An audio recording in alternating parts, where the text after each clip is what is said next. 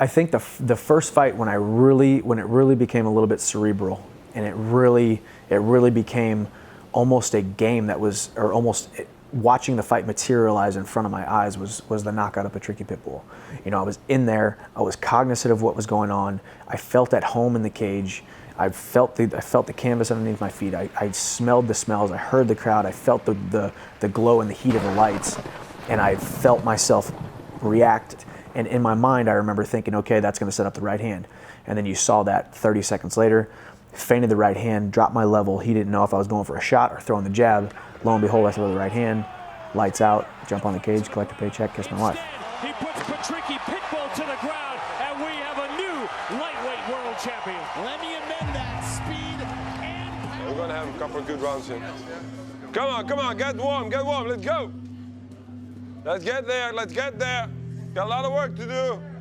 1, 2. I started training in Florida about 1.5 years ago. You know, there's a ton of guys out here, a ton of great coaches to be able to train with. Fight camp is tough because you're training, and it's mentally draining, it's physically training, but to be able to be almost out here in solitude is a good thing sometimes. You also just embrace the monotony, and you embrace the uncomfortableness of being in a new state, in a new city. But at the end of the day, it all boils down to how good is your training, how well are you prepared, and I feel prepared. My coaches have got me prepared. My training partners have pushed me. My diet, my nutrition, my sleep, everything has been on point. Each and every training camp is unique because it's usually a new opponent, but for me, you know, I focus 90% on myself and that last 10% on the certain tendencies or the certain habits that my opponent has. The guy I'm fighting, Brent Primus, is pretty basic. He's nothing that I haven't seen before. He's good off of his back. He's good jiu-jitsu. He's a big, strong guy. Throws heavy leather. So I've seen all that stuff. You know, I mean, I'm in every sense of the word, I am a veteran in this sport now, and I compete as such. So when I show up there on fight night, I've already trained with some of the best guys in the world for this training camp. So anything Brent Primus throws at me is going to be something that I've seen before, and it's going to be something that I'm going to be able to capitalize on and be able to go out there and get the finish. Each individual session, you're always focused on what you can implement in your game for the next fight. And sometimes it's fight specific, sometimes it's just general. You know, like I said, I focus 90% on myself and how I can make myself the most unstoppable and the most tenacious and the most explosive I could possibly be. And that last 10% you focus on maybe defense to what your opponent might throw at you, or certain areas where he's very good or certain areas where he's deficient, and you can kind of take advantage. That's why you have to have great coaches around you. Even though I've taken ownership of my training and my life and my career, I have also taken ownership of seeking out the best coaches I possibly can. So you have that trust and you have that confidence in your coaches that each session they're going to put you through what you need to be put through. They're going to push you like you need to be pushed, and they're going to kind of instill that confidence in you. Thank you. Nice. Last one, huh? Yeah, last one.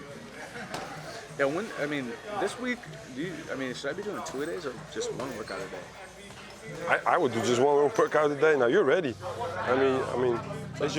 The maturation process of the last couple of years has been exponential. You know, I think the hardest thing for me was coming in as a wrestler. I was just a wrestler, and all we did in college was we woke up, we worked out, we went to class, we worked out again, we went to bed, you know, and that's pretty much what we did for 5 years. But there comes a time when you realize that it's not about quantity, it's about quality. You know, it's not about going 1,000 miles an hour, because that's the wrestling mentality, that's that blue collar mentality that we come from. And although it's helped me in so many areas, because it is such a kind of a humble beginnings type of sport. So it's helped me in that aspect, but it's also hindered me in other areas, because I thought if I just come in and I go balls to the wall and I go 1,000 miles an hour, that good things were going to happen. And a lot of good things have happened in the very beginning of my career, coming in as a relatively unknown guy, dethroning the Bellator lightweight champion Eddie Alvarez, getting ranked in the top 5 within my first 8 or 9 fights was unheard of.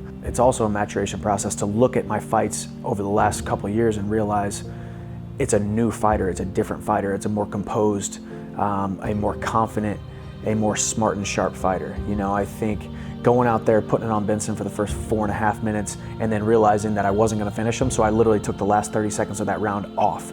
And then I went out there in the second round and I fought very smart and sharp, almost realizing that if I gave that round up by not going 1,000 miles an hour, that it was gonna pay dividends for the third round, the fourth round, the fifth round. I've never ever done that. I've never ever once even glanced at the brake pedal. As I've gotten older, I've realized that there's a lot more than just working hard. And I think having the right coaches that are gonna instill confidence in you, instilling confidence and not directly tying that confidence to working out like crazy. I still work out extremely hard and I'm still the hardest working guy in the room and the most dedicated guy in the room, but I work a lot smarter as a 31-year-old than I did when I was a 24-year-old.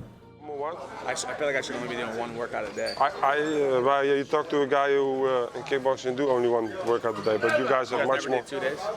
Yeah, nowadays they do running and everything, but no, but I think after this training from today, we work pads this week too, so you're going to be good, man. I don't like the wrestle practice hard. I see too many accidents happen at the end, just right before fight.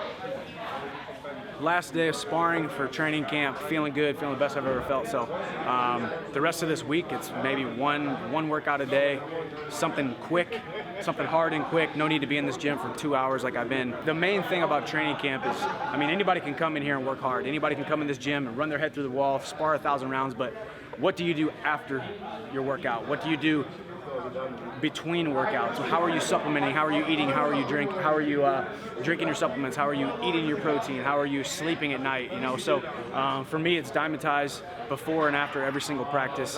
The ISO 100 protein after practice. The BCAAs all throughout the day. Focusing on that protein synthesis. Focusing on repairing those broken down muscles, because inside these gyms we beat the crap out of our bodies. So yeah, man, it's about recovery, especially at my age. I'm no spring chicken anymore, so supplementation, rest, recovery, prehab, rehab, all that kind of stuff is the most important things.